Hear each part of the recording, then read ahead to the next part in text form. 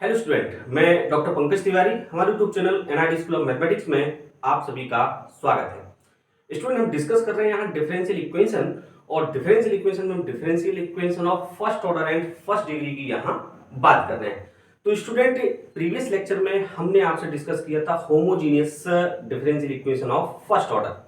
आज के video lecture में हम बात करेंगे equations reducible to homogeneous form. तो स्टूडेंट, जैसा कि मैंने आपसे कहा था कि हमें फर्स्ट ऑर्डर फर्स्ट डिग्री की इक्वेशन को 4 मेथड से सॉल्व करना है। उन सॉल्यूशन मेथड को पढ़ने के साथ साथ हमें उनके रिड्यूसिबल फॉर्म भी यहाँ डिस्कस करने हैं। तो स्टूडेंट, हम होमोजेनियस फॉर्म पढ़ चुके हैं, उसका रिड्यूसिबल फॉर्म आज के वीडियो लेक्चर में हम पढ़ने वाले हैं। तो स्टूडेंट, यहाँ देखेंगे आपकी स्क्रीन पर लिखा है the equation of the form. कोई डिफरेंशियल इक्वेशन अगर इस फॉर्मेट में लिखी है, dy by dx is equal to a1x plus b1y plus c1 divided by a2x plus b2y plus c2, जहां a1 upon a2 does not equal to b1 upon b2। इस condition में, इस format में, इस form में अगर कोई differential equation आपको दी है तो उस डिफरेंशियल इक्वेशन को आप क्या कर सकते हैं, रिड्यूस कर सकते हैं होमोजीनियस फॉर्म में। स्टूडेंट, आप देखें यहां मैंने स्क्रीन पर एग्जांपल लिखे हैं, तो आप जैसे इस फर्स्ट एग्जांपल को ध्यान से देखें। इस फर्स्ट एग्जांपल को ध्यान से देखें तो ये लिखा हुआ है dy by dx is equal to, देखो ये a1x है, ये b1y है, ये c1 है, डिवाइडेड बाय ये a2x है, ये b2y है, और ये क्या है, c2 है। मतलब ये जो क्वेश्चन आपको दिया है, ये जो प्रॉब्लम आपको दी है, ये इस फॉर्म में दी है। Clear student? अगर कोई डिफरेंशियल इक्वेशन आपको इस फॉर्मेट में दी है तो आप उस इक्वेशन को रिड्यूस कर सकते हो किस फॉर्म में, होमोजेनियस फॉर्म में। क्लियर है? लेकिन स्टूडेंट, वहां जो है आपको ये चेक करना है कि a1 upon a2 does not equal to क्या होना चाहिए, b1 अपॉन b2। अब a1 अपॉन a2 और b1 अपॉन b2 क्या है, तो आपको समझ आ रहा है कि ऊपर मतलब अंश बटे हर, डिनोमिनेटर अपॉन नोमिनेटर जो लिखा हुआ है, उसमें x का कोफिशिएंट जो दिया है a1 है, y का कोफिशिएंट जो है वो b1 है, नीचे x का जो कोफिशिएंट है वो a2 है, और y का जो कोफिशिएंट है वो b2 है। तो यहां से आपको a1 a2 b1 b2 की वैल्यू फाइंड आउट कर लेनी है। सपोज करें यहां जो है, यहां आप देखें कि ये x है, तो यहां a इज इक्वल टू -1 हुआ। ये देखो b बाय है तो y का कोफिशिएंट 1 है, तो b1 इज इक्वल टू आपका हुआ 1। यहां आप देखें नीचे a2 माने x का कोफिशिएंट, तो x का कोफिशिएंट देखें आप क्या है, 1 दिया है, और y का कोफिशिएंट भी आपको 1 दिया है, तो b2 की वैल्यू भी क्या होगी, 1 होगी। अब आप चेक करें a1 अपॉन a2, तो a1 अपॉन a2 तो -1 upon 1 is equal to b1 upon b2, तो b1 है 1 अपॉन b2 1। तो आप देखें ये -1 इज इक्वल टू 1 आ रहा है, मतलब ये डज नॉट इक्वल टू क्या है, तो ये कंडीशन सेटिस्फाइड हो रही है। तो आपको क्या करना है, जब भी इस फॉर्मेट में आपको कोई डिफरेंशियल इक्वेशन दी हो तो आपको पहले ये चेक करना है। ठीक है? अब आप कहेंगे कि साहब हमने ये चेक कर लिया, और चेक करने पर ये दोनों डज नॉट इक्वल नहीं आ रहे हैं, ये इक्वल आ रहे हैं, तो उस कंडीशन में क्या होगा, तो उस कंडीशन में स्टूडेंट हमारी कंडीशन बनेगी condition of case of failure. देखें आप ध्यान से, यहां देखें मैंने लिखा हुआ है condition of case of failure. तो इसकी बात हम बाद में करेंगे, पहले हम बात कर लेते हैं कि अगर डिफरेंशियल इक्वेशन इस फॉर्म में दी है और ये वाली कंडीशन जो है सेटिस्फाइड हमारी हो रही है, तो हमें उसका सॉल्यूशन किस तरीके से फाइंड आउट करना है। तो स्टूडेंट देखो लिखा है can be reduce to the homogeneous form by the substitution. मतलब इसको हम क्या कर सकते हैं, इस टाइप की डिफरेंशियल इक्वेशन को हम रिड्यूस कर सकते हैं होमोजेनियस फॉर्म में। कैसे? हम सब्स्टिट्यूट कर दें x is equal to small x की जगह हम capital X plus h put कर दें, और स्मॉल y की जगह हम capital Y plus small k put कर दें, सब्स्टिट्यूट कर दें, तो हम जो है इसको रिड्यूस कर सकते हैं। तो स्टूडेंट ध्यान से देखें, जहां कैपिटल X और कैपिटल Y हमारे क्या होंगे, न्यू वेरिएबल्स होंगे, are the new variables, and h and k are constant. h और k हमारे क्या होंगे, कांस्टेंट होंगे। कैपिटल X कैपिटल Y हमारे क्या हो जाएंगे, न्यू वेरिएबल हो जाएंगे। तो इसका मतलब ये है कि अभी वेरिएबल x और y के फॉर्म में चल रहा था, तो अब वेरिएबल हमें मिल जाएंगे कैपिटल X और कैपिटल Y। तो कैपिटल X और कैपिटल Y को लेके हम अपना सॉल्यूशन कंटिन्यू करेंगे। अब स्टूडेंट देखें आप, यहाँ लिखा हुआ है dy by dx is equal to d capital Y divided by d capital X। मतलब dy by dx की जगह आपको रखना है dy by dx, जहां y कैपिटल होगा और x कैपिटल होगा। अब सब ये कहां से आया, तो आपने स्टूडेंट ये सब्स्टिट्यूशन जो किया ना, ये वाला सब्स्टिट्यूशन x की जगह आपने x प्लस एच रखा, y की जगह आपने y प्लस के रखा। तो यहाँ देखें आप इसको डिफरेंशिएट कर दें तो dx is equal to dx होगा और h आपका कांस्टेंट है तो 0 हो जाएगा। यहाँ देखें तो dy इज इक्वल टू ये dy होगा और k आपका कांस्टेंट है तो 0 हो जाएगा। तो dx की जगह आपका आया d कैपिटल x, तो dx की जगह हमने d कैपिटल x रख दिया और dy की जगह हमने d कैपिटल y रख दिया।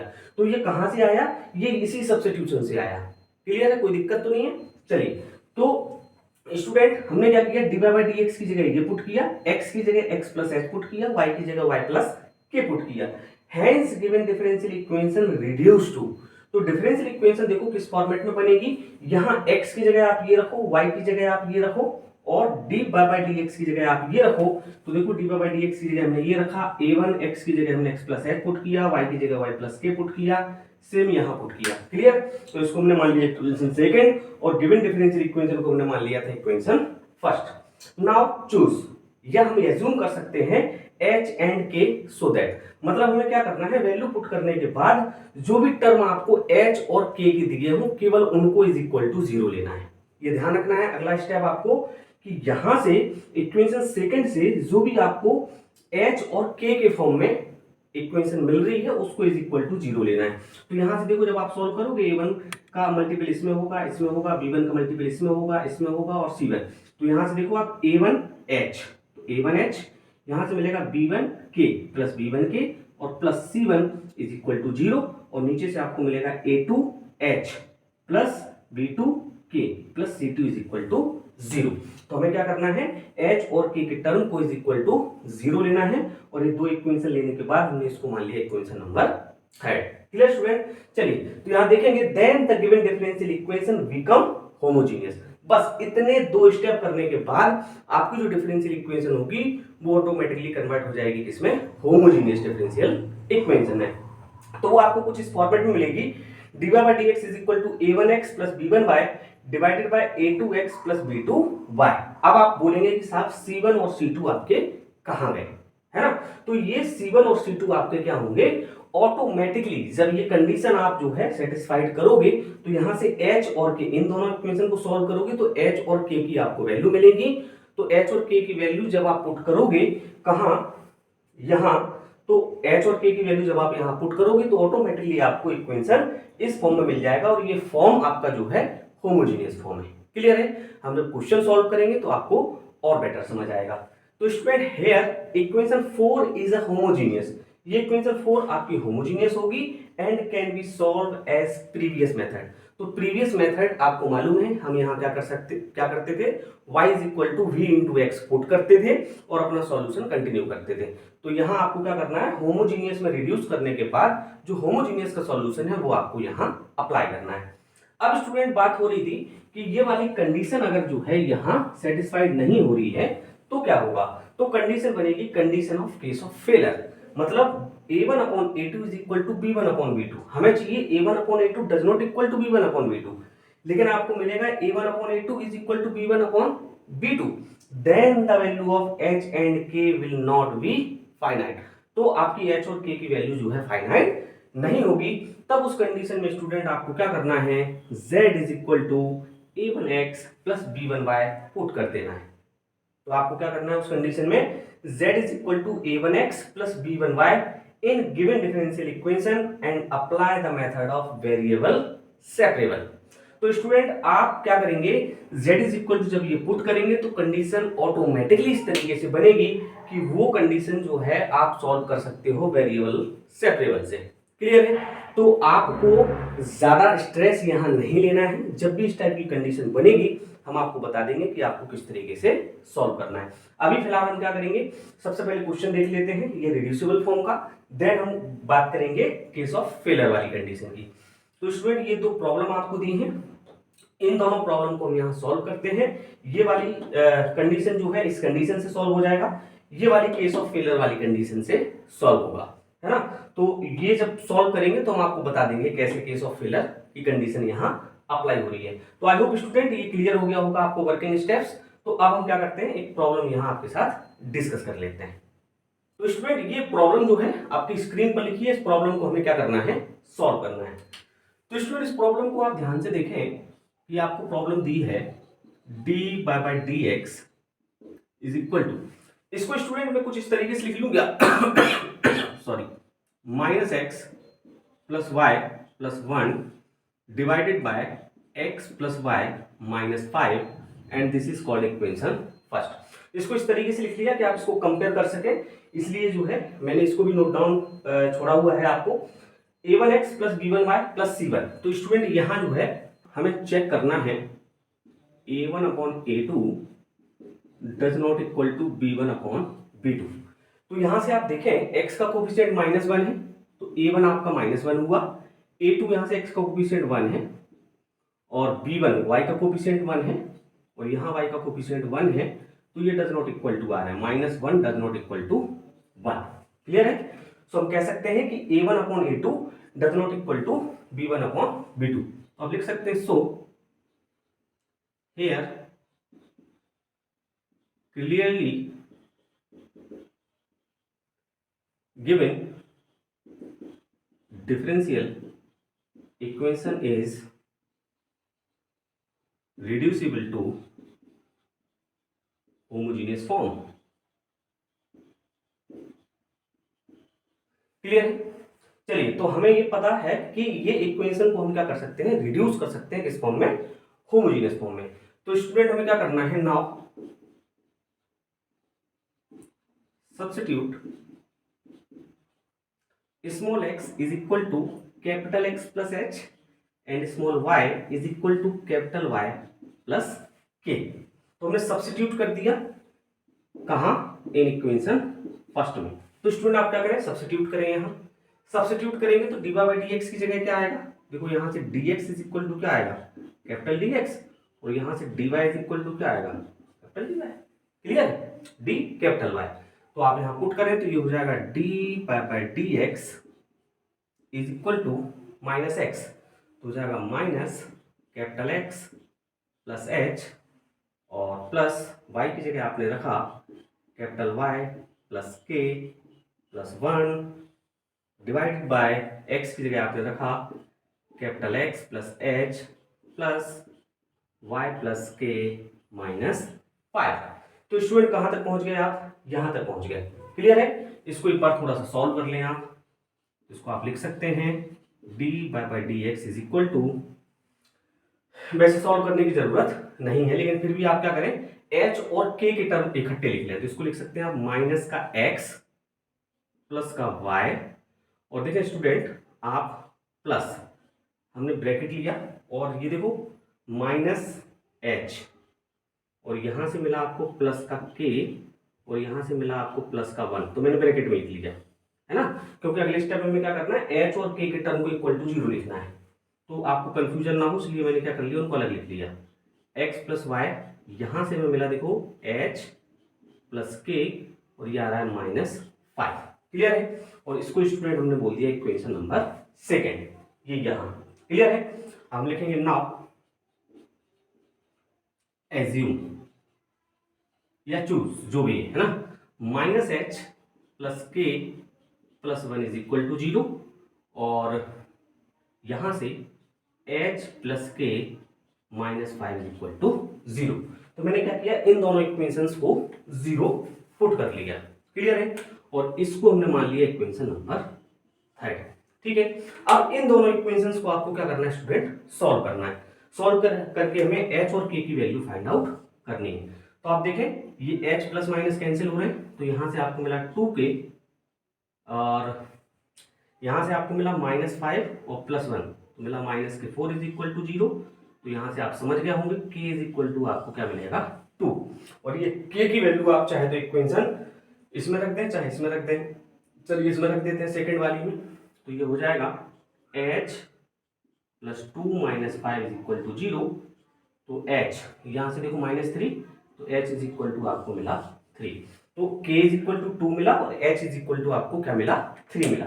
क्योंकि देखो यहाँ मैंने सॉरी मेंशन भी किया है कि h and k are constant, तो ये कांस्टेंट वैल्यू आपको यहाँ मिल चुकी है। तो स्टूडेंट आप क्या करें, h और k की वैल्यू जो है यहाँ इक्वेशन सेकंड में पुट कर दें। तो अब स्टूडेंट में क्या है, इसको क्लियर कर देता हूं।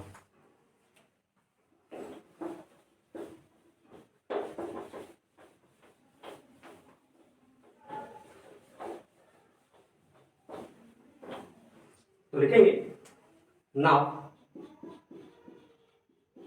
फ्रॉम इक्वेशन सेकेंड, और इक्वेशन सेकेंड स्टूडेंट हमारी कहती है dy/dx इज इक्वल टू, देखिए स्टूडेंट यहाँ है माइनस कैपिटल एक्स प्लस का कैपिटल वाई और प्लस का, आप देखिए माइनस का एच तो हमने लिखा माइनस के 3, प्लस का के तो प्लस का 2 और दिया हुआ है प्लस का 1, मैंने ये प्लस का 1 लिख दिया, डिवाइडेड बाय देखिए x capital plus capital y और प्लस एच प्लस के, तो एच है 3 और के है 2 और माइनस का 5।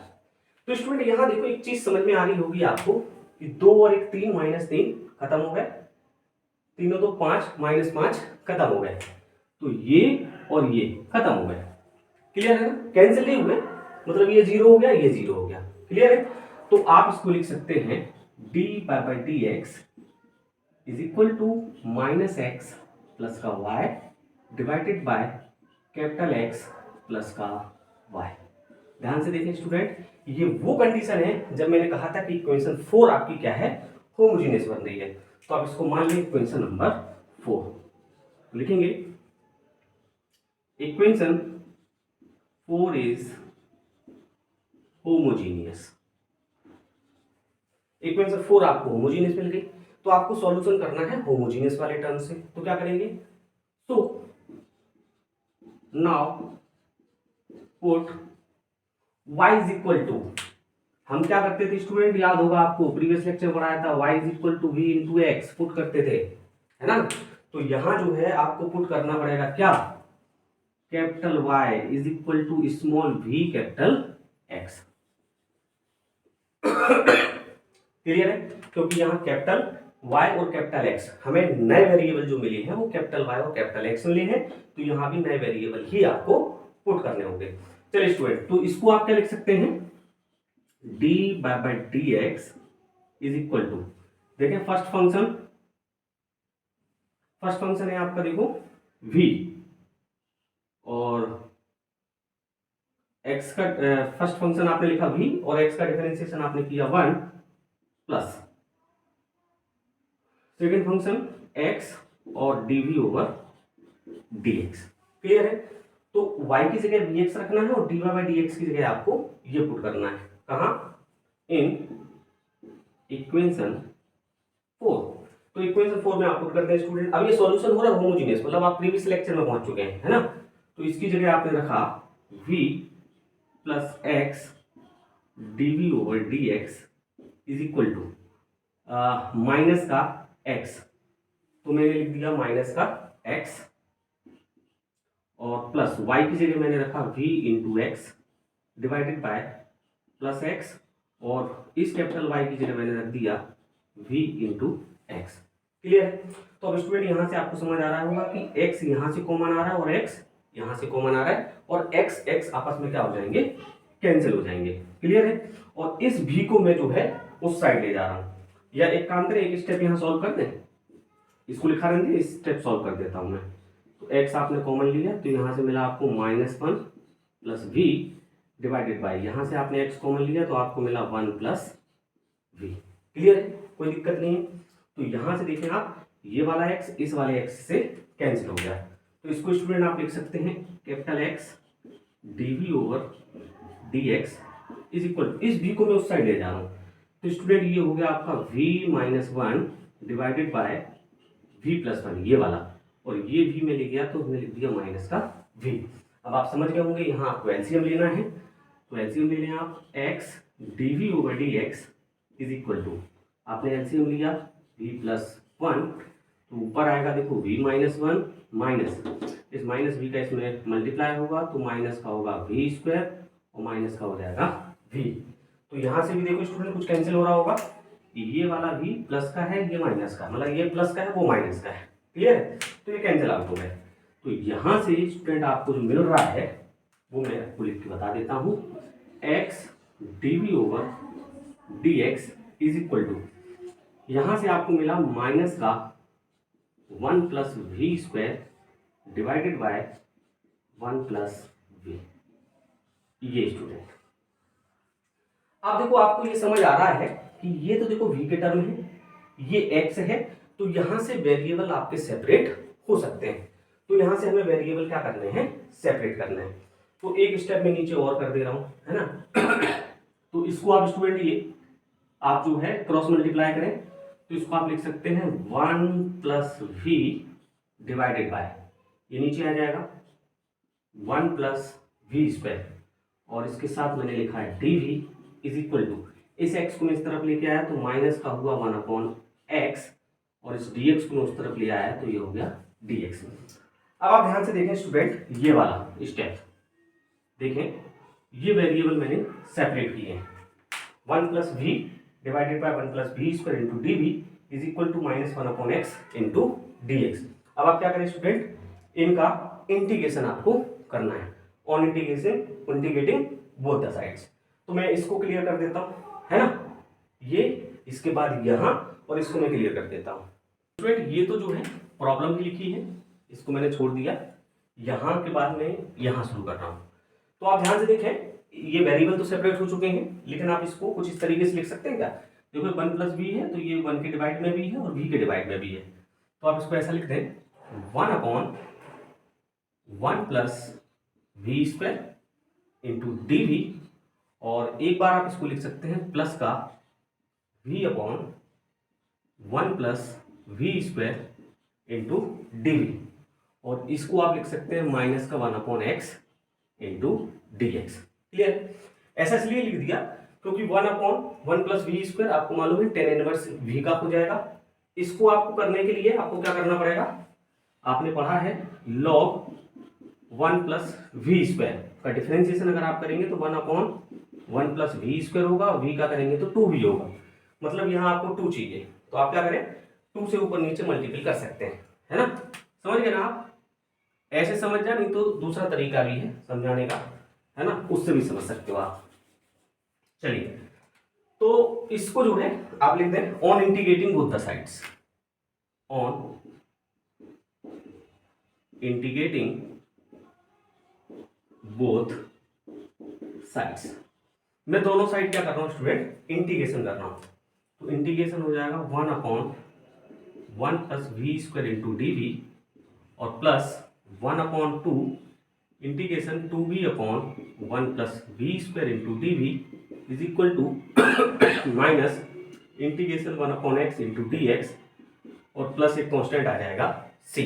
क्लियर है, चलिए, तो ये तो स्टूडेंट क्या हो गया आपका tan इनवर्स v हो गया, प्लस 1/2 ये हो गया आपका log 1 प्लस वी स्क्वायर का integration is equal to minus 1/x हो जाएगा स्टूडेंट log x, और प्लस ये लिखा हुआ है आपका c। तो इसको आप चाहे तो log c लिख लें या चाहे तो c ही रहने दें, कोई दिक्कत नहीं है ना, जरूरत पड़ेगी तो हम ले लेंगे। तो ये स्टूडेंट क्लियर हो गया। अब यहाँ क्या करना है, आपको v की वैल्यू पुट करनी है, इसकी वैल्यू v की, और v की वैल्यू आपको यहाँ से फाइंड आउट करनी पड़ेगी, है ना। तो आप चाहें तो यहाँ साइड में नोट डाउन कर दें, चूंकि y is equal to v into x, so v is equal to हो जाएगा capital Y divided by capital X।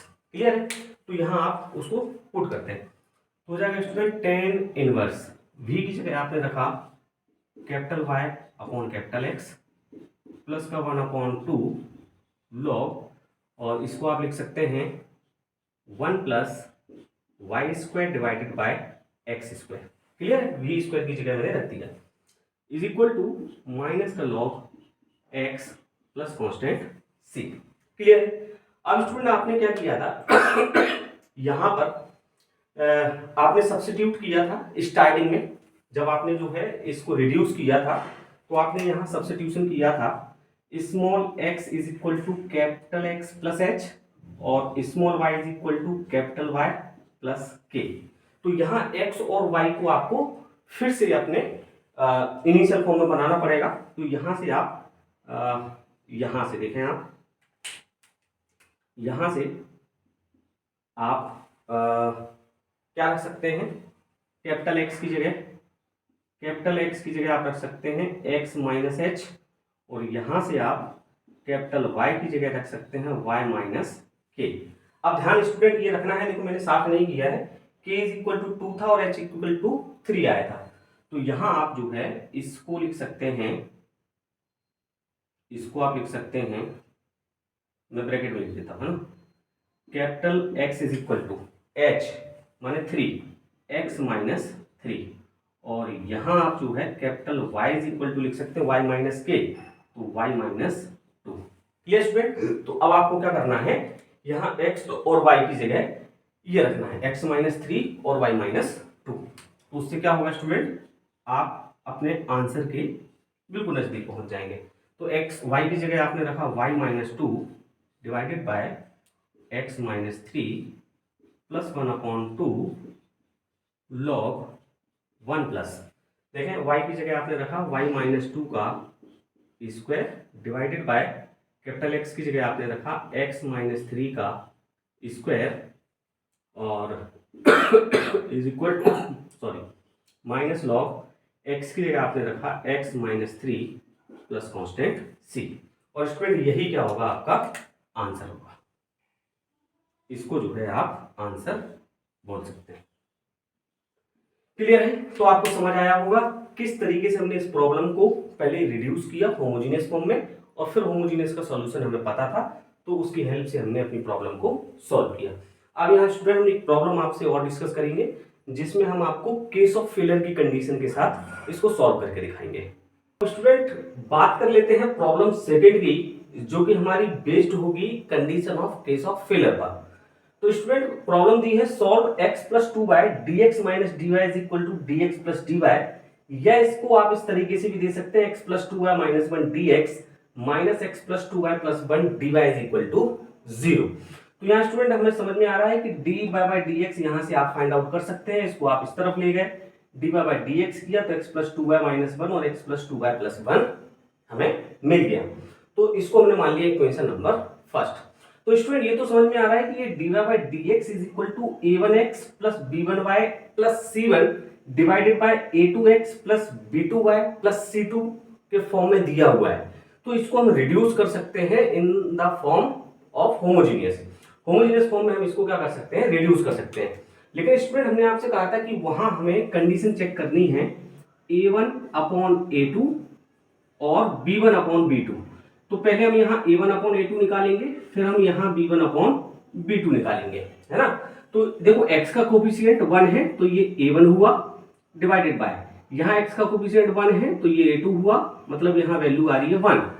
यहाँ ध्यान से देखें b1 की बात हो रही है तो y का कोफिशिएंट 2 है तो हमने 2 लिखा, और b2 नीचे y का कोफिशिएंट 2 है तो हमने 2 लिखा, तो इज इक्वल टू क्या आ रहा है, 1 आ रहा है। तो इसका मतलब स्टूडेंट ये है कि यहाँ a1 upon a2 is equal to आ रहा है b1 अपॉन b2 के, जबकि हमने ये कहा था कि अगर हमें होमोजेनियस से रिड्यूस करना है तो a1 upon a2 does not equal to b1 upon b2 आना चाहिए। यहां देखें आप a1 अपॉन a2 और b1 अपॉन b2 क्या आ रहे हैं, इक्वल आ रहे हैं। तो हम यहां लिखेंगे क्लियरली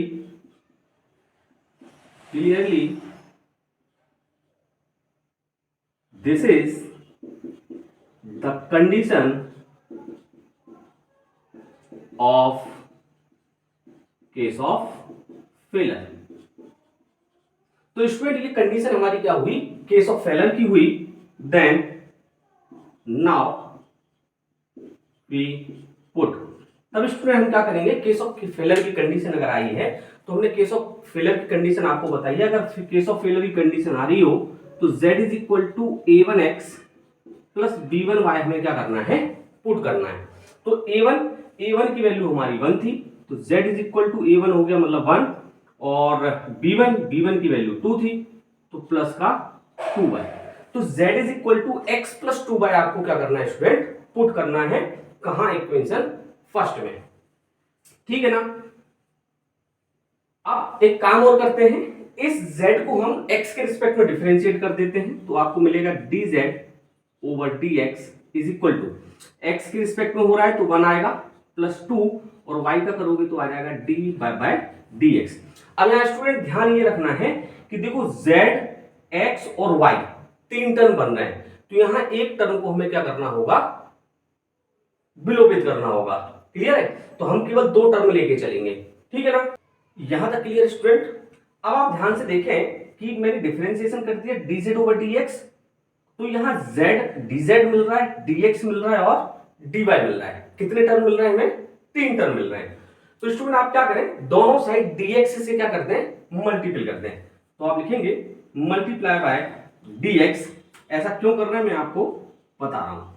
अब लिख दें मल्टीप्लाई या multiplying by dx on both sides.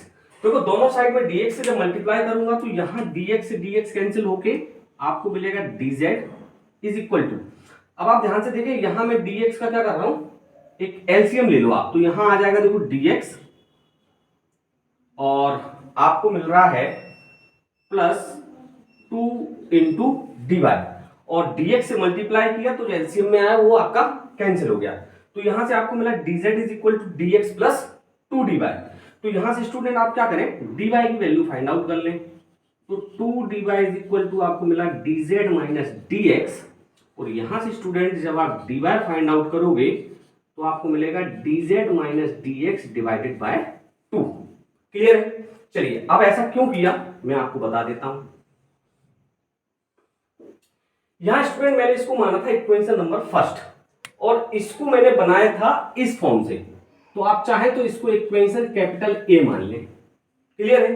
तो आप क्या करें, यहां लिखें now from equation capital A. तो देखो इससे आपको मिलने क्या वाला है, यहां मैं dy की जगह ये वैल्यू पुट करूंगा तो मैं dy को यहां से क्या कर रहा हूं, एलिमिनेट कर दे रहा हूं। क्लियर है ना? तो दो वेरिएबल का फंक्शन बचेगा z और x के फॉर्म में। तो यहां से देखें स्टूडेंट, आपको अभी वैल्यू रखनी है किसकी, z की, ये वाली और ये वाली, ये दो वैल्यू आपको पुट करनी है। तो यहां से देखें आप, इक्वेशन ए की बात मैं कर रहा हूं, तो x प्लस 2y की जगह आप z रख सकते हैं। तो यहां से आपको मिला student z minus 1 into dx, तो मैंने dx लिख दिया, माइनस यहां देखिए x प्लस 2y की जगह आपने z रखा तो आपको मिला z प्लस 1, और देखो स्टूडेंट dy दिया है तो dy की जगह मैं रख रहा हूं यहां dz minus dx divided by 2 और इज इक्वल टू मिला 0। अब स्टूडेंट हम यहां तक पहुंच चुके हैं। क्लियर है? अब इसको हमें क्या करना है, सॉल्व करना है। तो सॉल्व करने के लिए आप क्या करें, इसका इसमें मल्टीप्लाई करा दें और 2 का एलसीएम ले लें, है ना, 2 का एलसीएम ले सकते हैं हम। चलिए ले लेते हैं, तो ये मैं पोर्शन बना दूं। चलिए तो यहां क्या कर रहे हैं, 2 एलसीएम ले लिया मैंने 2, तो 2 हमारा एलसीएम आया, तो इसको लिख सकते हैं आप 2 times z minus 1 into d x minus, अब देखिए इसमें मैं मल्टीप्लाई करा रहा हूं तो आप इसको ऐसा लिख सकते हैं क्या, z plus 1 into d z, और ये माइनस माइनस हो जाएगा plus z plus 1 into d x, और इज इक्वल टू आपका हुआ 0। तो ये 2 तो आपका 0 के साथ चला गया, है ना, तो आपको अल्टीमेटली मिल रहा है 2 times z minus 1 into d x minus z plus 1 into d z, और प्लस का z plus 1 into d x is equal to 0।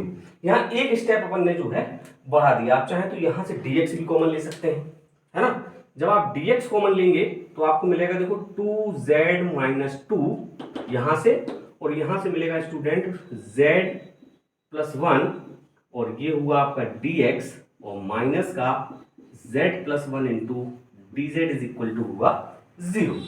अब यहां से देखें आप 2z और z मिलके हुआ आपका 3z, और ये हुआ माइनस का 1, तो 3z minus 1 into d x, और माइनस का हो गया z plus 1 d z is equal to 0।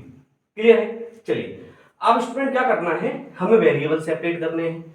तो वेरिएबल जब हम सेपरेट करेंगे, क्योंकि इसका सॉल्यूशन सेपरेशन ऑफ वेरिएबल से बनेगा, तो उसके लिए आप क्या करें, 3z माइनस 1 से डिवाइड कर दें दोनों साइड। तो हम लिखेंगे divide by 3z minus 1 on both sides. तो दोनों साइड मैंने 3z माइनस 1 से डिवाइड किया, तो स्टूडेंट ये तो खत्म हो जाएगा, यहाँ dx मिलेगा, और माइनस का ये मिलेगा z plus 1 upon 3z minus 1 into d z is equal to 0। Clear है। अब देखें ये वेरिएबल सेपरेट है, dx का टर्म अलग दिया है आपको, dz का टर्म अलग दिया है। क्लियर है। अब इसको हमें क्या कर लेना है, इंटीग्रेशन कर लेना है। तो आप स्टूडेंट लिख सकते हैं ऑन इंटीग्रेटिंग